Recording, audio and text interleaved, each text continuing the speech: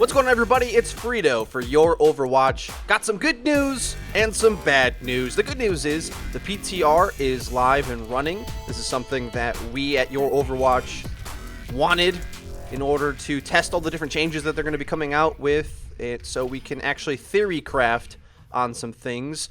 But I don't think it's been in full effect yet. I'd like to see them just try random stuff, things that are outrageous a little bit in here, to just see what we can get, what data they can obtain about the game, and to better judge where they should go. The cool thing is competitive mode is live in the PTR, so you can go in there and get your 10 ranked matches. However, the only problem is nothing you achieve in there will transfer over. Everything that you bring into the PTR, you can still use, all your skins and stuff, but none of that is going to go to the main live game. I was incredibly excited about the competitive mode. I made a video about that you can click on your screen now to go watch, especially the second half of it. I argue about unlimited pick, which is a very controversial thing, but it may not matter what I think, because it seems Blizzard hasn't put in single pick anyway. So all of you single pick people are going to need to make your own Twitter campaign or something in order to even get that, so that's not even in the discussion. What does matter very much to me, though, is a few of the rule sets in competitive mode, which are so obviously wrong. A few of them are right, though, so gotta give credit where credit is due. King of the Hill seems to work pretty well. Best of 5 on a single map, so you'll play the first 3 points, and if you didn't win all 3, you will replay a couple of them, randomly selected. Random is a key buzzword for me here today. There, it doesn't bother me fine.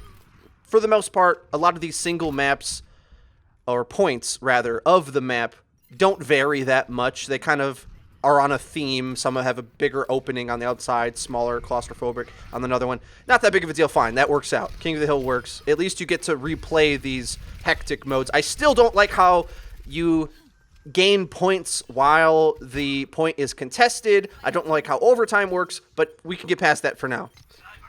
Capture point seems to be improved as well, because if you don't know, at the highest levels of Overwatch, attacking has a bias. It is geared towards attacking. Why? Because with good coordination and the way the respawn timers work and how the attackers can stack their ultimates to wipe a team, you should be able to capture a point. It actually is a lot harder to defend in this game currently on most maps. Like the first point of Dorado is famous for being easy to hold, but generally speaking, attacking has the advantage. So, in capture point, which mind you is the 2 points, like Anubis, watch point Gibraltar, you capture 1 point and then there's a second point, as opposed to the hybrid ones where you capture the point, get a payload, and it goes on from payload from there out. Much preferred, by the way. I think it's a better mode. But now, it only goes to sudden death if both teams full hold, which almost never happens at the higher levels of play based on the maps we have now for capture point. So that's a good thing, because sudden death is terrible. I'll get to that in a second when we talk about payload. Instead, the way it works is, it's a little bit confusing, but try to stay with me. One team attacks, gets as far as they do it within X amount of time, and that time gets recorded. The second team gets to try to match that time, and if they do, it'll switch back to the first team, who will get to resume based upon how much time they had left out of 10 minutes. Benefit of this is that it will go back and forth, and it might get a little bit hairy because one team might spawn in and have like 1 minute to capture, which might be physically impossible, but at the very least, you're setting definite times that matter, because how fast you're able to accomplish these objectives are the difference between you beating a team badly and barely winning. Whereas before, if both teams completed the map, it would go to another sudden death thing, which is gone now. So this is an improvement as far as I'm concerned. It's complex, it's weird, but I think we'll get used to it, and it increases the stature of capture point, which was deemed completely unplayable before. An insta-banned out of all competitive play that I've seen. Nobody wants to play the capture point modes. They pick exclusively Payload, and specifically Hollywood and Kings Row, the only Payload maps competitive teams like, and then they play King of the Hill if they have to. I hope that this opens up Capture Point to be a more viable mode. It kind of mirrors the best of 5 control mode in that you have multiple attempts at doing the same thing. I think that's a good thing, because sometimes there is lucky plays that can coincidentally happen in Overwatch, and repetition allows for the better team to win out more often. So now let's go to Payload, which is nowhere near where it needs to be, especially since we already know how these play because we see it non-stop on various different competitive tournaments, online and offline, that have already happened. We've seen how a point system works based upon hitting arbitrary times of completing a map, noting that it's very common to complete a map, Blizzard, whereas you basically get a medal rating. So if you do it under 4 minutes, excellent time, you get a gold medal worth 3 points. If you just complete the map with the time allowed, you get 1 point. And then there's a middle one between those that's worth 2 for silver. That works pretty well. Or you just have the straight up and down stopwatch rule where you have to beat the opposing team's time or you lose. I actually prefer the medal system because in a LAN environment, teams play a set where they'll have multiple maps. And if my memory works correctly, each King of the Hill round is worth 1 point, so that even if you get 2-1'd, for instance, you're still getting some progress out of that map. Same thing with Payload. If you both complete the map within a close time, you'll get the same amount of points, and it might not seem as accurate as the definitive, you're 3 seconds better than them. I kind of don't like it coming down to those few last seconds, and I'd rather them just play more maps and say like, okay, you both get 2 points there, you get 1 point here. Basically what I'm saying is I would rather more maps get played out and for them to tie longer, which ultimately usually doesn't happen, by the way. Usually one team will set a great time and get 3 points, and the other one might just barely get it and get 1 point, and there's that definitive break between the two, which actually in my opinion adds more value to the Payload maps because you can see a bigger gap between that victory.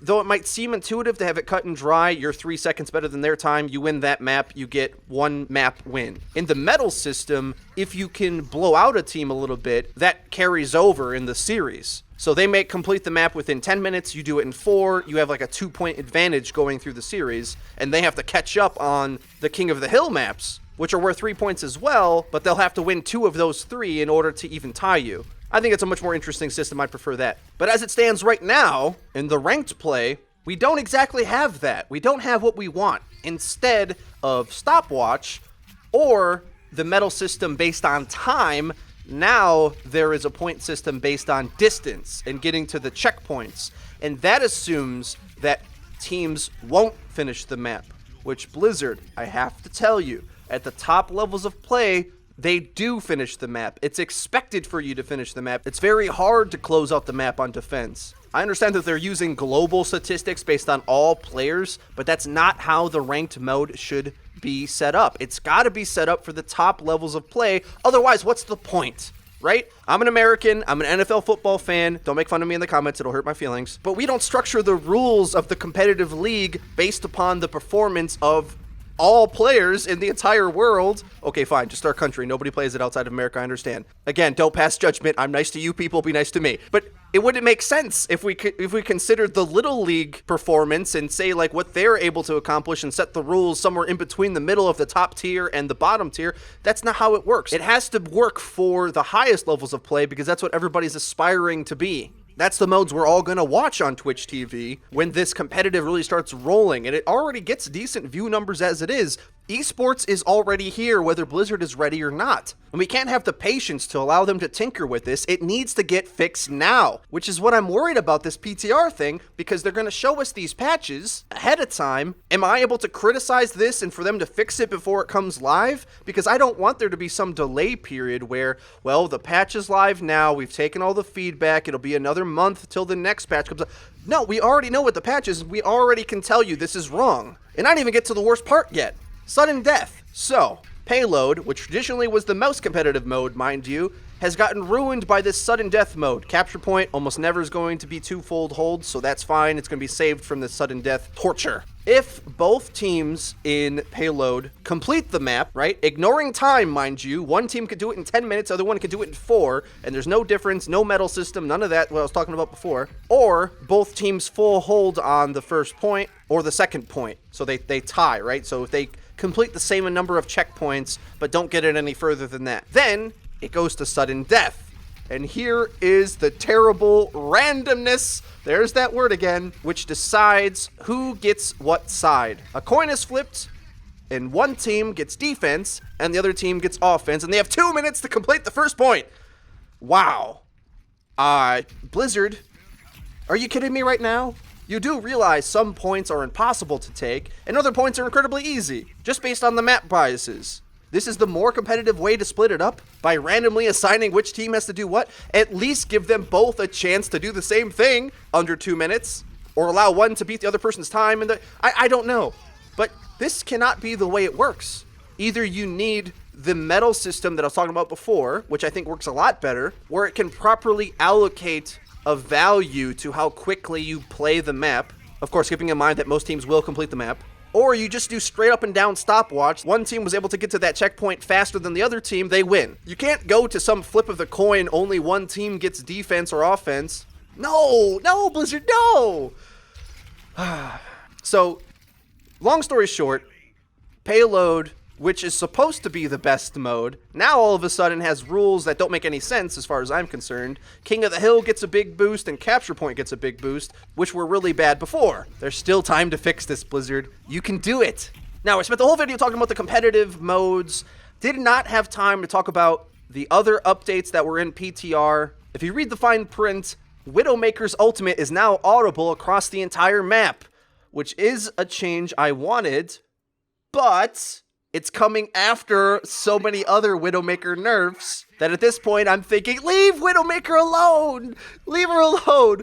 I don't know how you guys feel, but the gameplay that I showed at the beginning of the video kind of shows the only way you can play her now to have any effect is to hunt for heads. And if you're not hitting heads, you're not getting any value. She seems harder and less viable than Hanzo now in a lower skilled player's hands, because the body shots take so long and do not enough damage for them to really make an impact on the game in most scenarios. Because if you're firing into a death ball and you just get a body shot here or there, they should be able to heal up most times. If you catch them out and you're able to get 2 well-charged body shots onto them, yeah, you do get some kills here or there. But for the most part, you have to be hitting full charged headshots, or nothing's going to die. Scoping in and out makes you so slow, and now they know the ultimate's being called. Oh man, why don't I just play the game with one hand?